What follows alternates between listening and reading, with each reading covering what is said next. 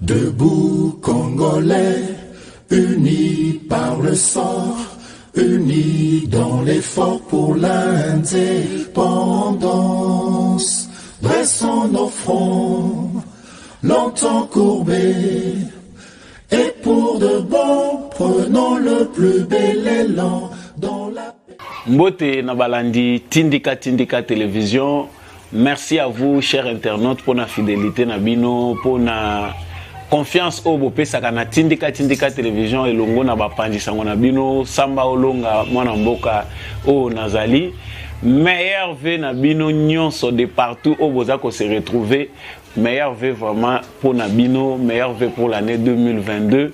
Vraiment, il n'y a qu'une seule journée où ils ont séparé. Bissona 2022. Nous ne pouvons que vous souhaiter du bonheur.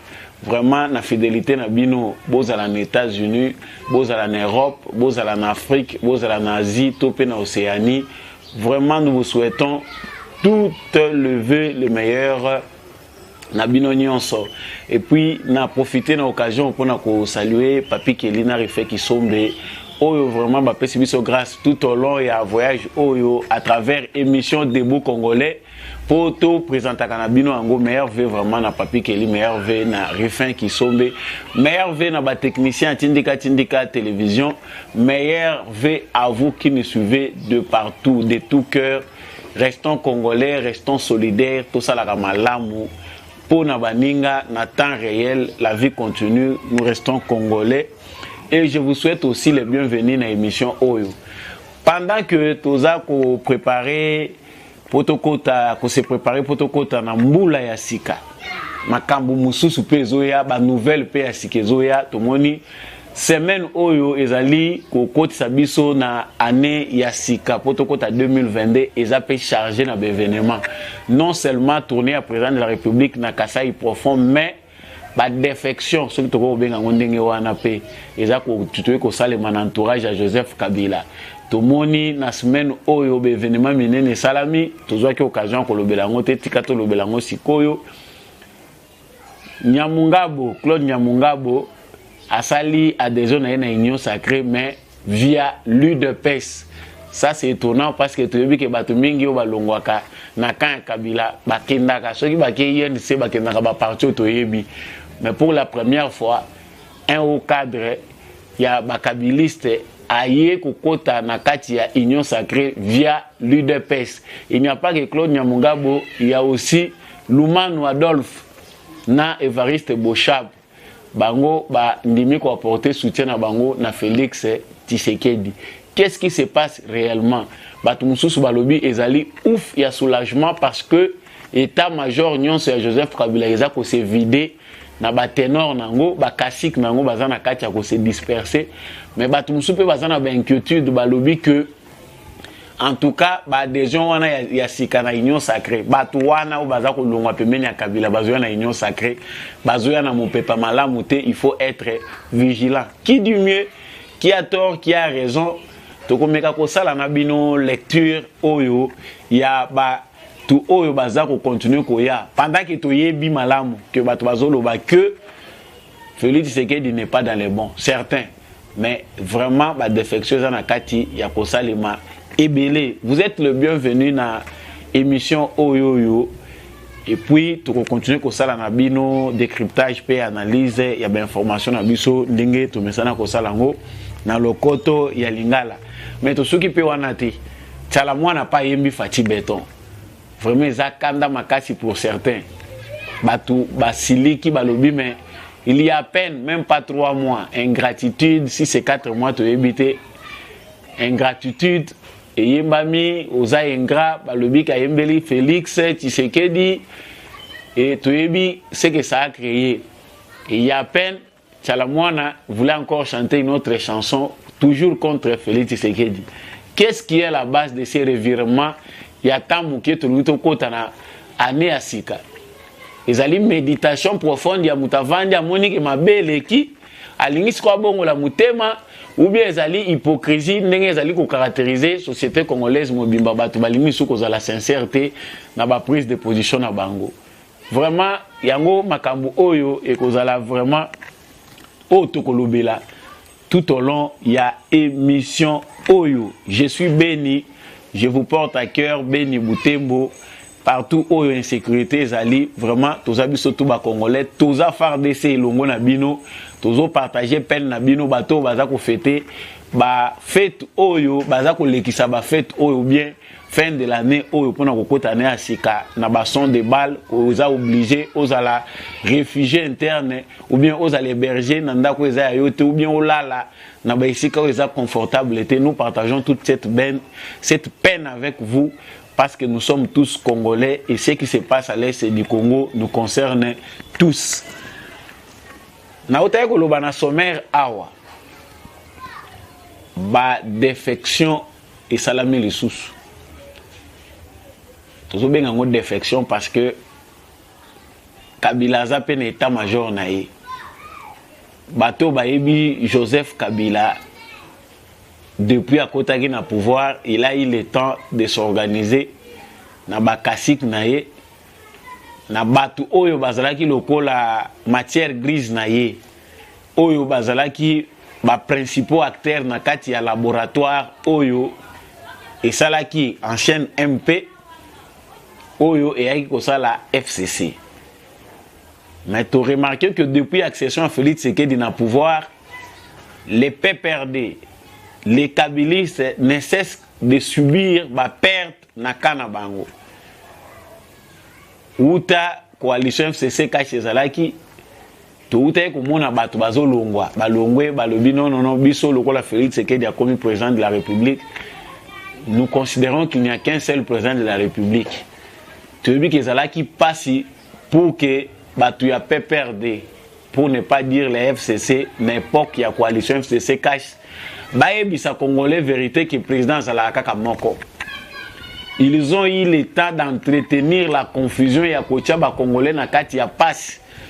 Pour ceux qui n'avaient pas les nerfs solides, ils avaient facilement validé que le pays est dirigé par un monstre à deux têtes, c'est-à-dire Joseph Kabila na Félix Tshisekedi. Mais dans ces mêmes moments-là, ils ont battu au FCC. Babimisaki baosaki tona bango pour dire aux Congolais que c'est faux. Le pays n'a qu'un seul président et le président c'est Félix Tshisekedi.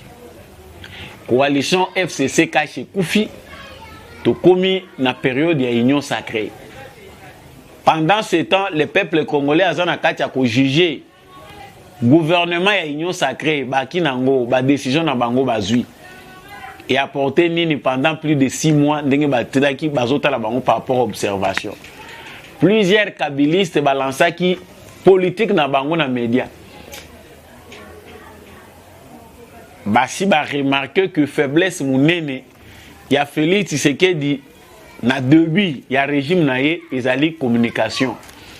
Même les partis présidentiels n'arrivent pas à aider le président pour communiquer de manière valable sur les actions au président de la République azali kosala. Faire comprendre aux Congolais président de la République Azako Sala Nini et pourquoi. Lorsque les décisions, il y a président de la République, Toba stratégie, il y a président de la République, ils ont prêté à confusion. Qui est habilité? Nani Akoki Kolobelango? Qui peut expliquer aux Congolais concrètement? Sur ce plan-là, le parti présidentiel n'est pas encore en ordre de bataille. On appelle ça parenthèse mounene pour Eza Makambo Oyo. Et ça la sujet mais ici Bakabili c'est qu'il faut maintenant envahir les médias parce qu'ils en ont les moyens. La majorité des médias na biso télévision radio pour la majorité est constitué na anciens kabilistes muke na ba oyo ba meki ko se repentir mais la plupart ya batu oyo basimbi presse congolaise bazali bakabiliste. Balansaki campagne na bango ndenge to message ko lo bango awa que Félix Tshisekedi abundi mune makasi. La campagne qui a été lancée à partir de juin 2021 Tito Zoya Nasuka awa yani ezalaki campagne moko ya diabolisation, ya sabotage à travers médias. Kolakisa que Félix Tshisekedi a échoué. Cette campagne là ezalaki principalement animée par Batou, Bakabiliste, Oyo Baboye Kokota na Union Sacrée. Et il y a même ceux qui étaient au sein de l'Union Sacrée qui animaient cette campagne-là de diabolisation. Il y a Kolakisa Congolais que Félix Tshisekedi est incapable de répondre na battante na bino ndenge bo pesela qui est confiance.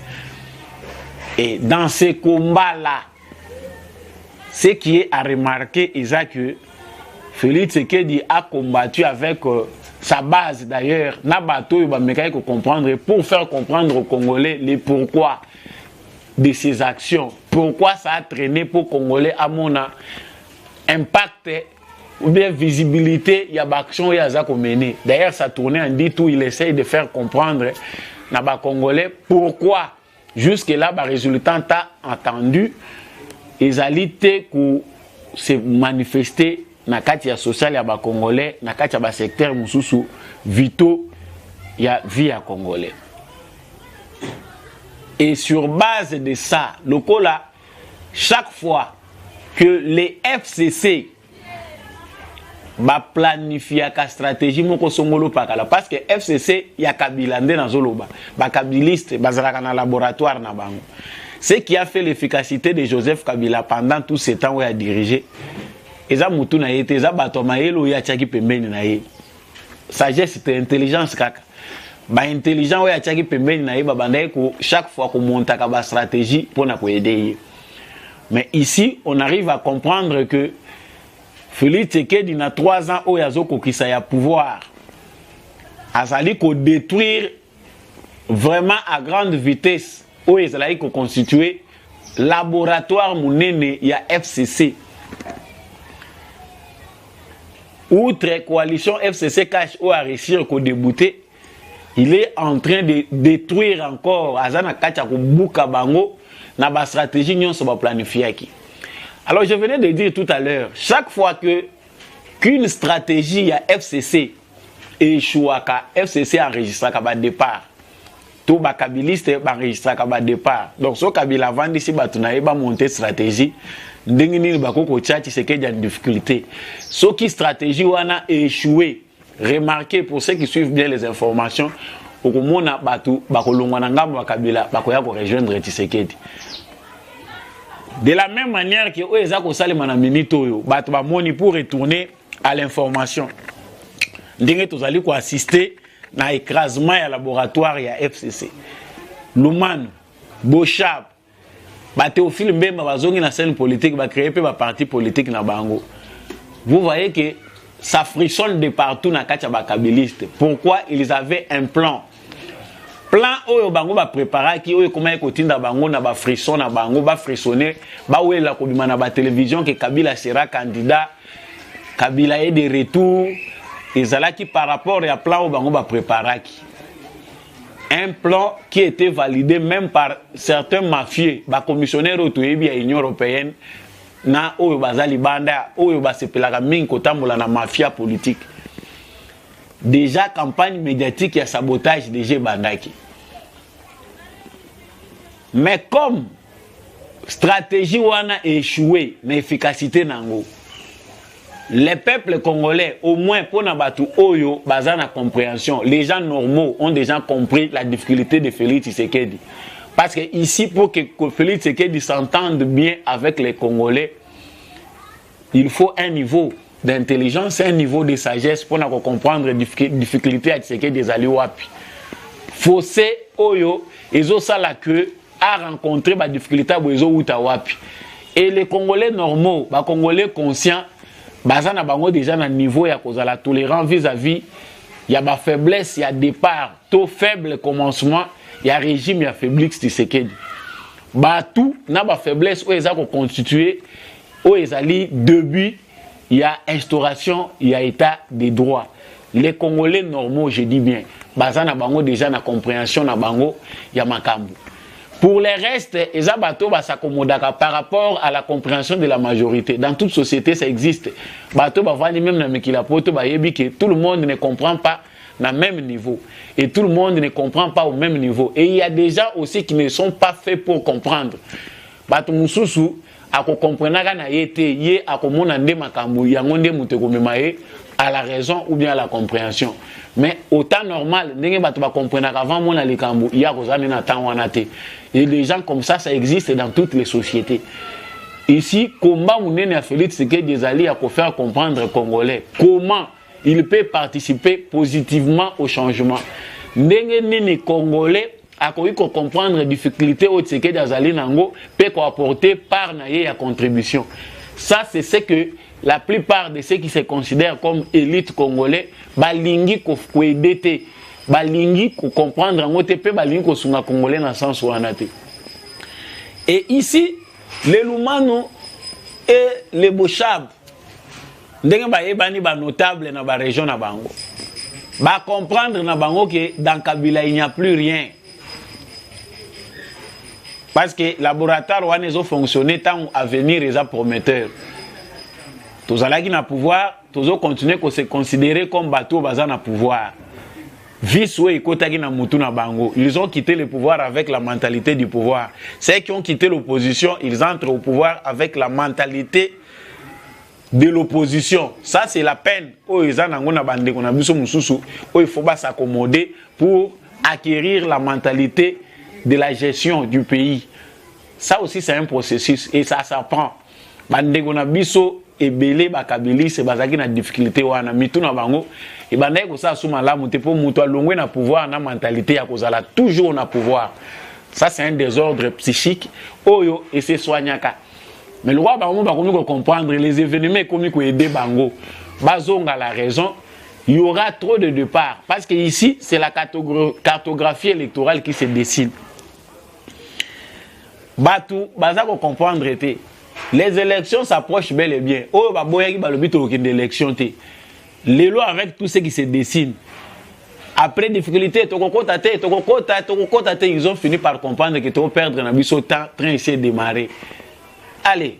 Oh, bah, sengeli kokota bakoti parce que personne ne sera dehors, même Fayoulou ne sera pas dehors à distraire ba Congolais. S'il a besoin de son avenir à kota une élection et tout le monde sait que c'est du théâtre et ce qu'il faisait pour continuer à gérer gérer bango moi quelques-unes personnes au bazar animées des sentiments tribaux à gérer bango dans le quota pour les traîner traîner bango. Mais ici tout le monde est convaincu que il y a les élections.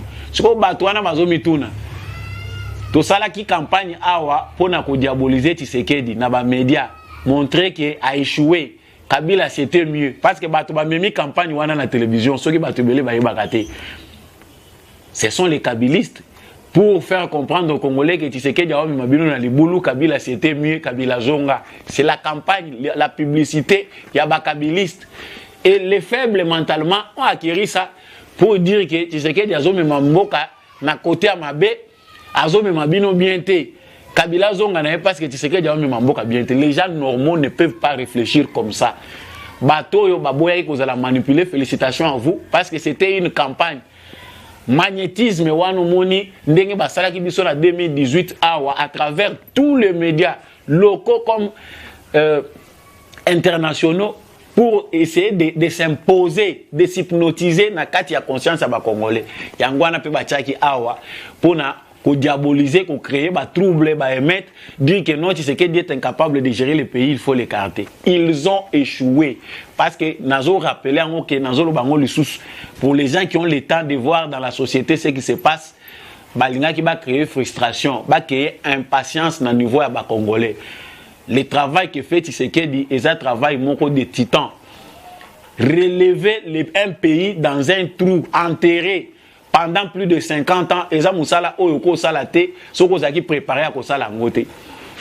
Et Eza Moussala Oyoko Salé bateau, bazo comprendre niveau, il y a profondeur, il y a mabé, Eza Nakati Amboka Nabiso. Mais ici, comme je l'ai annoncé au début, Eza na bateau peut baza très éveillé.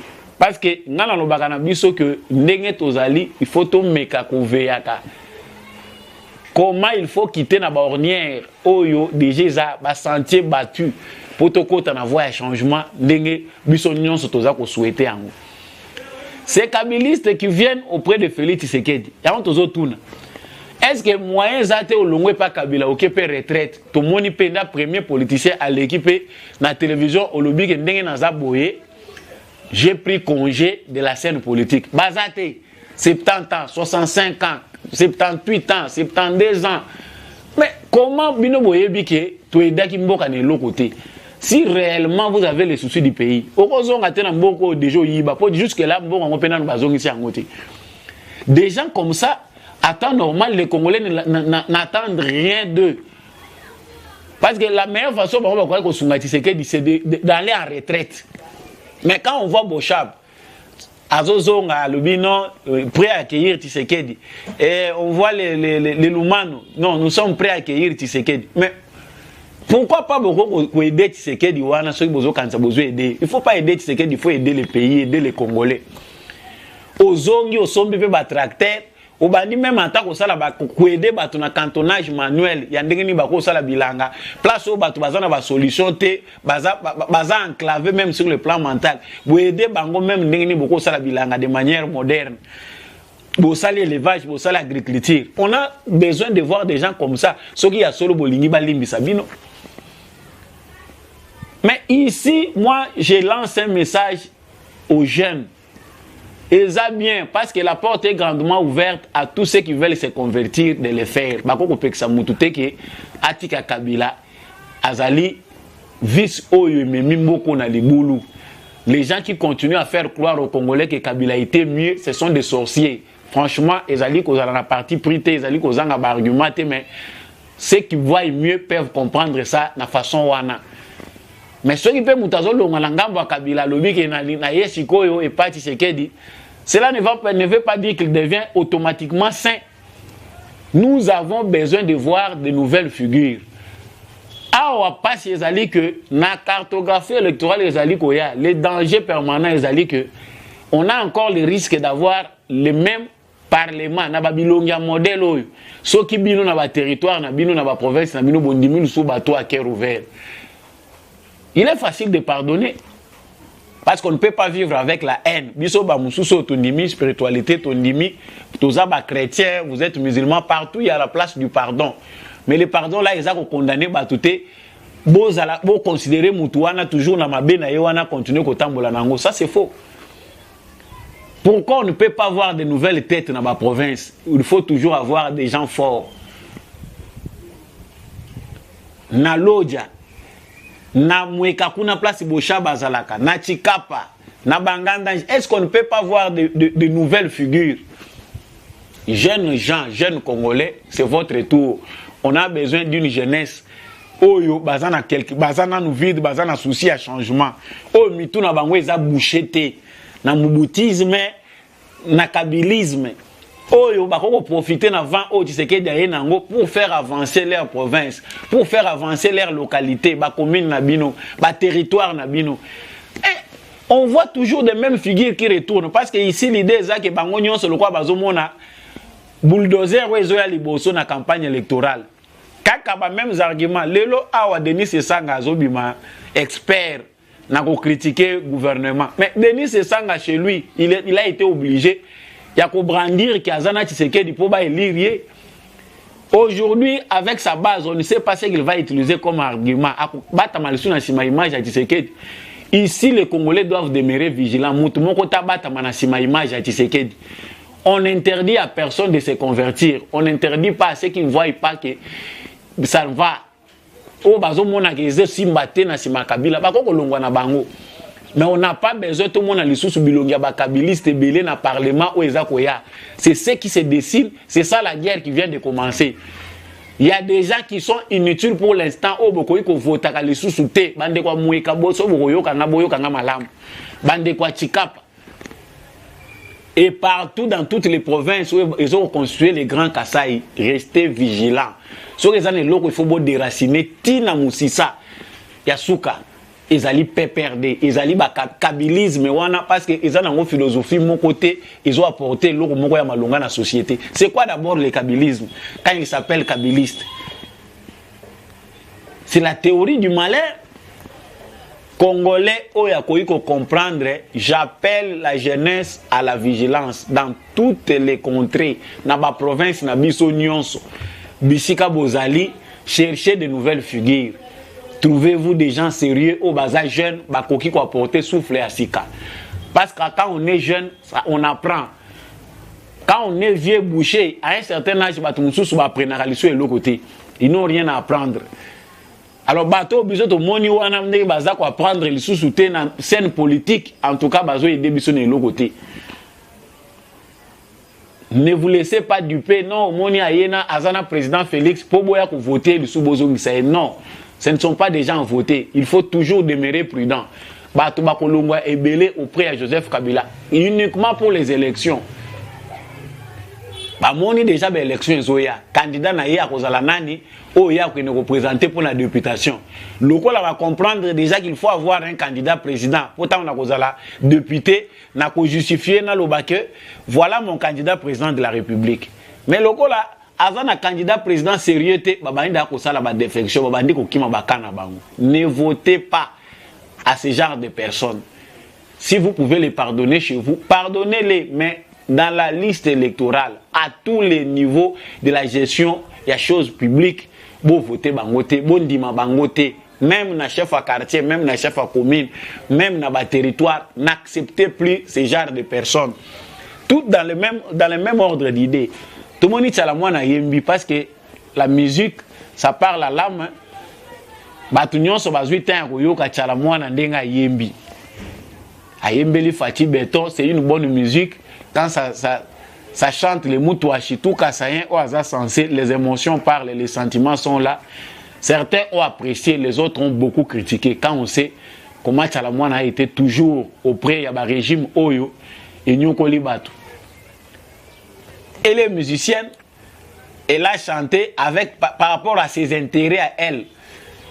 Aye Minze Mounaye, maintenant à commis côté à Fati Beton pour l'encourager. Fati Beton pour tous ceux qui ont eu le temps de décortiquer son message. C'est lui qui s'appuie sur Dieu, n'échoue jamais. C'est l'homme du peuple, c'est l'homme solution. Oui, elle a chanté. Nous ne pouvons pas vivre avec la haine continuellement. Mais nous ne pouvons pas non plus être distraits dans la musique dans le moment où. Ce qui est important au Congo, c'est parce que c'est basé sur l'essentiel. La musique est relée au second plan. Le travail d'abord, la compréhension, la conscience, l'unité nationale. Parce que ce qui est important avec Félix Tshisekedi qui a mis la réconciliation nationale, même si certains ont la signe à l'acheter, le fait que ça s'est toléré, alternance et salami bato bakati si kimité bazana babiloko na bango bazo continuer kolia mbongo ya miyibi bazo ya moyibi bazo continuer kotangisa bana bango na poto na mbongo ya moyibi o babukaki kesi ya Congo bazo continuer ko torturer ba congolais na ba commerce ya mbongo ya moyibi. Pour eux ils pensent que c'est un signe de lâcheté. Non, c'est pas un signe de lâcheté. La méthode, l'orientation que Félix Tshisekedi donne à la nation, c'est l'orientation moko ya unité. Na bakindoki na bango, na mabe na bango, demeurons d'abord unis parce que Congo lelo eza proie ya mokili mobimba. To pesa nanu image moko ya unité, image moko ya réconciliation et ko aider biso bato bazota la biso na musika bamboka bapaya o bazomona ke Congo eza mboka moko un non état babanga biso ata na moi semblant unité to ko pesa wana. Mais cela ne doit pas être un signe de faiblesse pour les autres. Donc il n'y a pas de parti pris, Tchalamouane chante tout ça, elle reste ce qu'elle est. Parce qu'on sait que l'hypocrisie est là. Moutako Goyemba Lelo a changé. Parce qu'il n'y a qu'au Congo où Moutako a changé.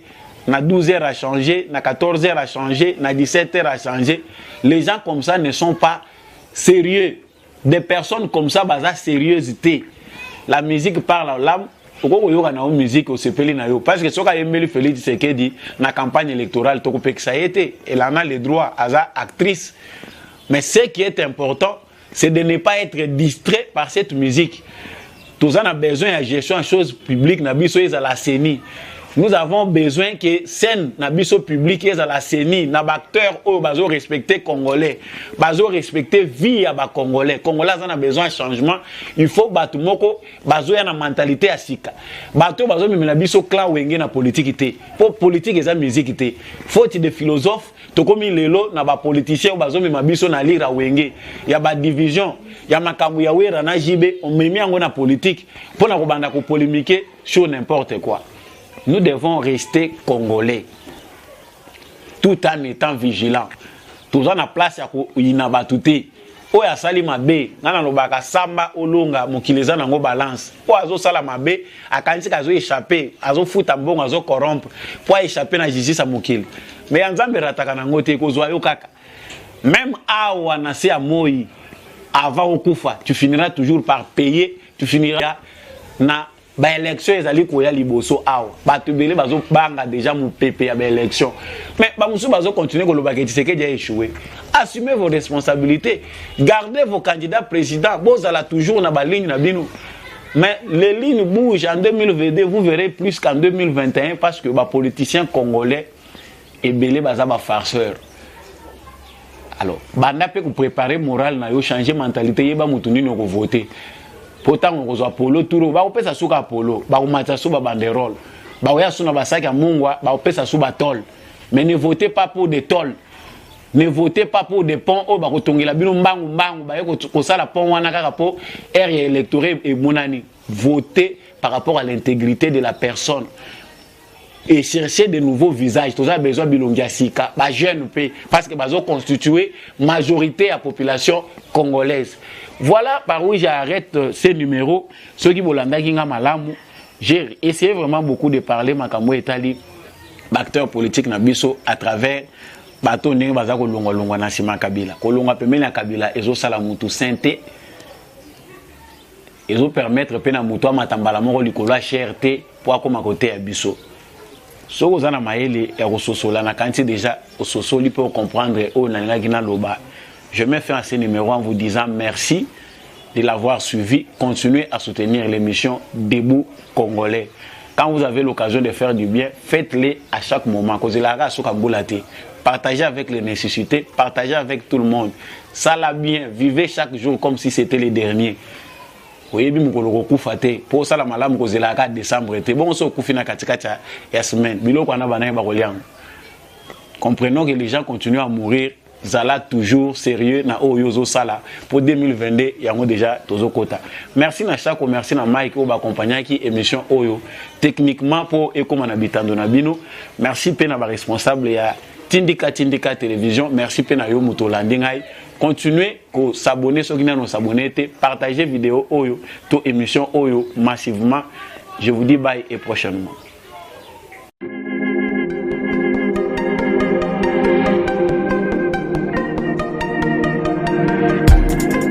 Après 25 ans d'expérience, eh oui, de 1995 jusqu'à ce jour, instant, au l'unique shop congolais de Londres, la Grande-Bretagne, où il y a Londres, et ça lui cause la fierté à la communauté nabiso, et surtout, il y a un homme d'affaires congolais sérieux dans la diaspora. Oh yes, yes, yes, yes. C'est Creatin Store et Sali Kakamoko, le sérieux, accueil, na service qui t'a qu'on a client naïe. Avec ma produit, il y a première classe, il y a qualité supérieure.